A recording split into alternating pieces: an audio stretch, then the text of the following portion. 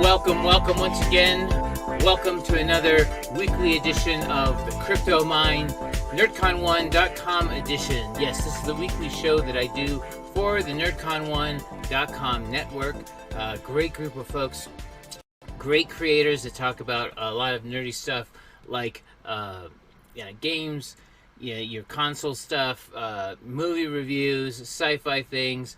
They're an amazing bunch. They have me on as an affiliate member to talk about crypto, which it grooves in sometimes well with that. And I'm really grateful to be with them. NerdCon1.com. Make sure you go there. Check out all of the content there. We got a merch shop there. You can get Crypto Mind merch at NerdCon1.com. But I also want to remind you, the Crypto Mind, we have now a new website. We have a website. I didn't have one before. We have a website now, and this website is going to be able to let me give you guys some more content that I won't work on YouTube. So sign up for updates here at the front page of the website. Check out some of the links that we have. There's going to be more coming. We have all kinds of links about crypto mining, where to go to get your software, where to go to get equipment, where to go to get anything and everything you need, how to find out statistics of like what you might expect to earn if you're mining certain things, all of that good stuff, some of the things I've talked about in previous videos, and it's all coming. But right now, sign up for updates so that you can get timely information that maybe I can't get to you in time on a YouTube show. And I'm even going to have a video about one thing that happened just like that, where if you had been on my email list, you could have gotten information you needed before my video came out. So with that, CryptoMind, and it's cryptomind.net, cryptomind.net, and I'll get you right to the website. Sign up for the updates. There'll be more coming. This channel's expanding. I'm going to bring more value to you as time goes on. All right. Today's episode, this is a day for me to feel really good this whole week. And I mean, it's been coming. It's been building actually over a couple of weeks. But now, like, I kind of had, like, cool thing number one. And then cool thing number two came a little after that. And then this week, cool thing number three has just exploded. And all three of these are coins that next to no one is talking about, and yet they're coins that they're not like new on the scene. They've been around for a while, and they're coins that I've been talking about and saying that these are good coins, especially for miners. And this week is a culmination of all three of these coins that I've been touting since even before last year. I mean, since last year, before the first of this year. And there's some really cool news about them all. So here we are at the Coin 360 screen with the heat map, like I usually do. You can see a whole lot of green, right? But remember, like Bitcoin, for example, here, Bitcoin at 57,563. Although it's green right now, the high was 63,000. It's been sitting and just sort of on a sideways motion now for a number of weeks. After it went over 60, came right back down underneath 60, and then has not been able to get over. I mean, I have literally seen it at 59,999 and then not cross over the 60 for a couple of weeks. Ethereum is actually doing pretty well. It got out of its sideways action. It's at 2,000 and change, hit an all-time high just recently. Now it's a little sideways. It has been sideways for many weeks overall. And these are the two big boys, and especially in the mining world, especially in like the hobbyist GPU mining world, it's Ethereum, must mine Ethereum, brains, right? Well, like I've spelled out in other videos, yeah, if you're looking at what you can make the most money at right this second, at this moment, this day, most of those days, the answer's been Ethereum. And thus, the zombies just move towards there, like as if it's the only source of brains that there is. But I'm going to go back in the Wayback Machine and show you what I've said about a couple of three other coins that I've been talking about. All right, and first one is Bitcoin Gold, and I'm going to show you a clip from back in September 30th of last year. So, for example, when I was showing where you could find the algorithm you wanted. So, like in this case, say GPU Equihash, and there's Bitcoin, Aeon, Zcash, and in my case, I went looking through these different projects. So as I said before in a previous video about mining and trying to figure out what you want to do, like here at miningpoolstats.stream, I went to Bitcoin Gold, and if I scrolled down, there were links not only to the social media, to their original web page, and I could go there and I could check out all of the different things. This big BTG Pay software that they have, the technology that they're using, their roadmap of like what they're planning on doing and what milestones they've hit, and more. And so I could get a lot of information here, and it's true on a lot of other websites. And so one of the things that like a project supporter looks at, they do a little bit of a deeper dive and go, is there a there there? Because sometimes these coins can go up and they can go down, and it's a fad. It's on, it's on fluff, it's on air, it's on conjecture and speculation, and you don't really know why things are doing what they do. So I'd say a project supporter tends to do a little more research and checks things out, and is even willing to throw hash rate at a project that right now you look at it and go, there's a lot of there. A lot of there, you bet.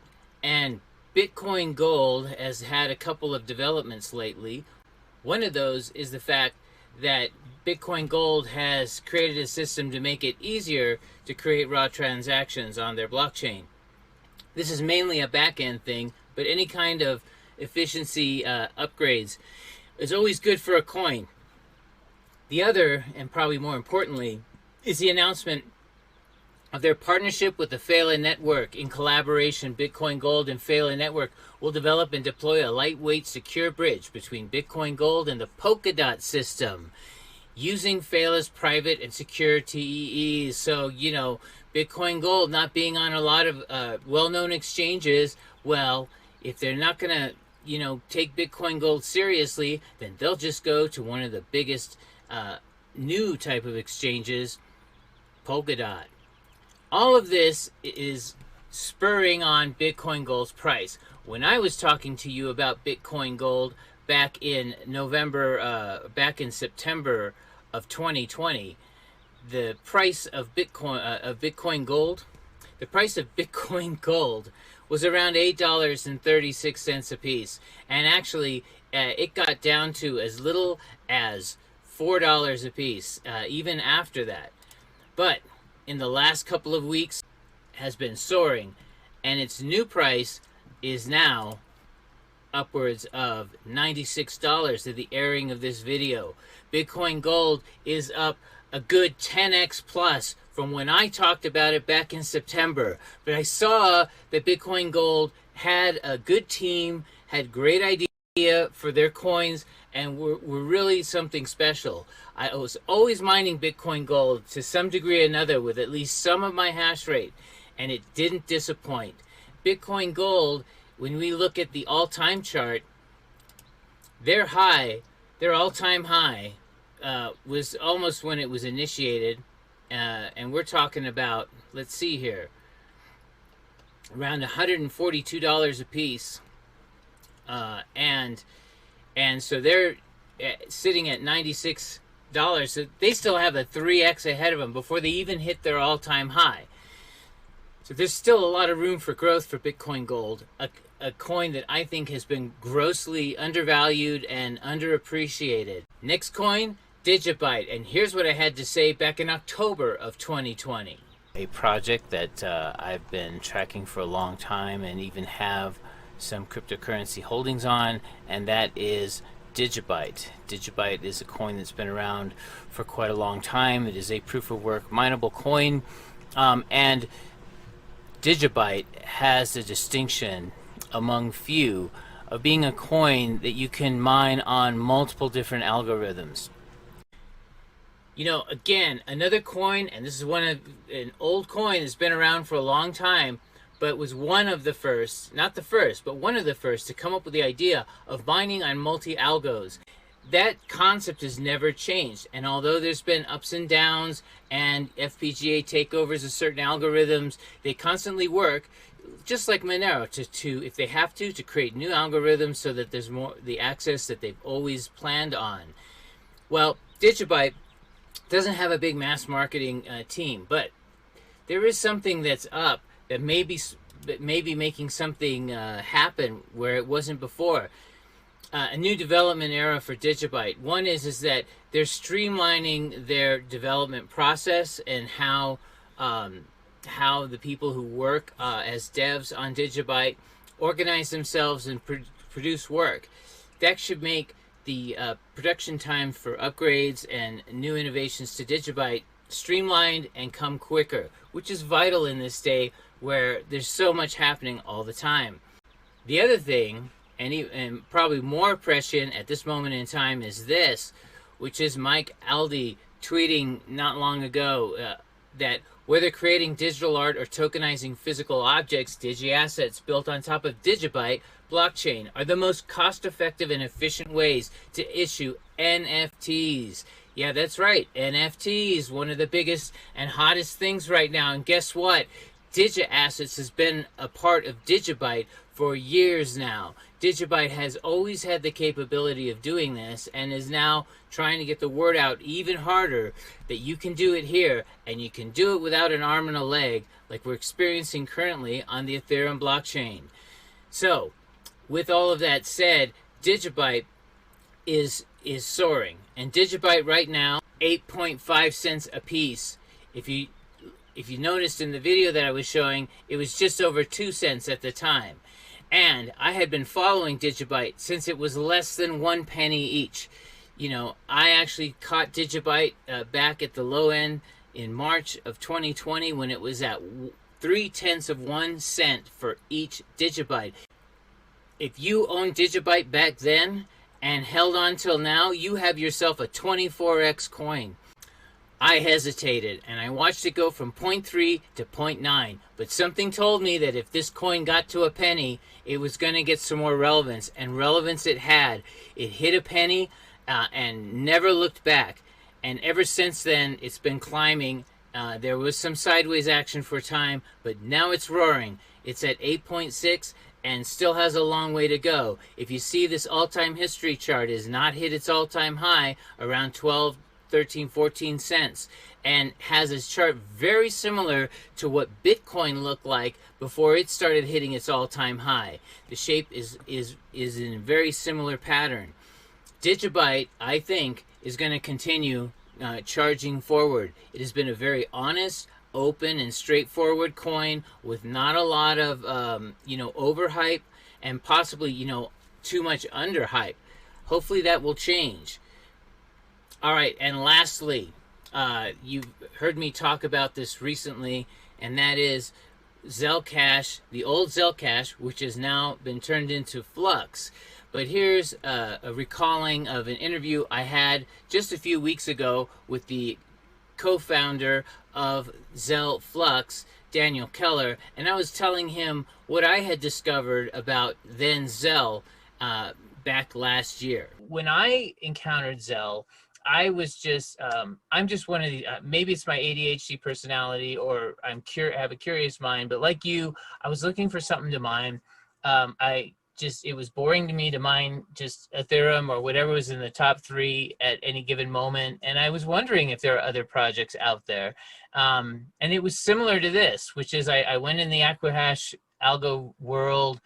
There were many choices that were there. Zel was one of them. And then one of the things I try to do is also then click on the website, see what's going on, see what's about, see what the news is, the development is. And one of the things that struck me about this project is the amazing amount of dev activity on Zelle. And it just didn't stop, which was unusual because I've seen many projects that have like a burst of dev activity and then a big blank space and then maybe some more. And yet the Zelle project seems to be in a never-ending quest to better itself. That's right, another coin with a development team that's strong, constantly working on improving itself, and thus always creating value for its product. In many ways, Zelle, now FLUX, didn't make you like say, hey, just wait, hey, just wait, hey, just wait. In development of their Zelle Core wallet, they were constantly updating, they were creating new relationships, they were bringing everything together and syncing it into an amazing product. It now just had its first distribution after turning into FLUX. All FLUX holders got a 10% bonus of FLUX on the Cadena chain. There will be 9 more such bonuses coming in the future. And if you're holding Zelle FLUX, so you know, there's no reason to sell right now, and everyone who's trying to get in is going to have to pay more. Zelle is brilliant in its strategy, how it's created itself, and not just saying trust me, trust me, trust me. It actually is building something. Now it finally hit the 1,000 node mark for itself, and that's not stopping. The nodes are profitable right now in all 3 levels, and in fact, with their ability to Dockerize other chains' products onto their nodes, they not only get rewards for being a FLUX node, but they also get rewards for the thing that they Dockerize as well. It's just, it's an incredible product, and I can't say enough about it. FLUX is sitting right now at 17 cents, 17.5 cents as we speak. But you know, even when I was talking to Mr. Keller, and that was just like I said a few weeks ago in March, the FLUX was at 12 cents, and in fact, when I was playing around with it, it was at 4 cents, and I was mining it even when it went all the way down to 2 cents. And then check it out. In the last 30 days, it's been up 125.4%, 500% for the year. So 5x from a year ago. And I see nothing but upside for this. This is the kind of information you can get when you're here at the Crypto Mind, right? I take pride in trying to find projects that have a lot of value, that are solid, and that can provide value for you in the long run, so that you get rewarded for mining a good project. And as you'll notice, all 3 of these coins I'm describing, these are all mineable coins. They're not proof of stake, they're not a DeFi project, they're not something that necessarily you have to take out of your wallet and spend on. If you've got your video card, you can start mining these projects. None of these require a 4 gigabyte card or bigger. Some of them can run on slightly smaller, although of course, the better the card, the better the performance. And by the way, while we're talking about performance, look at what's happening with mining FLUX. Right now, like say with my 1070 Ti's that I have, FLUX is getting about, on average, $2.11 a day in profit after electrical costs, where ETH is at $2.30. FLUX has closed the gap on ETH in terms of profitability, and there are times where FLUX actually exceeds Ethereum. It goes back and forth, but FLUX used to be way behind Ethereum, and now they're right up with it. So remember, again, like I've told you before, how much is the coin's value when you mine it? That's not determined when you mine it. That's only determined when you use it, when you transact with it, when you sell it. And so, you know, the 2-cent coins that I mine, I can sell them for 17.5 cents now. And so that's what they're worth, even back then when I was mining them. That's something to consider when doing all of this. Sometimes doing the coin that's the absolute highest profitability right this second is not necessarily the one that's going to give you the most return on your money over the course of time. So keep tuned with the Crypto Mind here. I'm going to try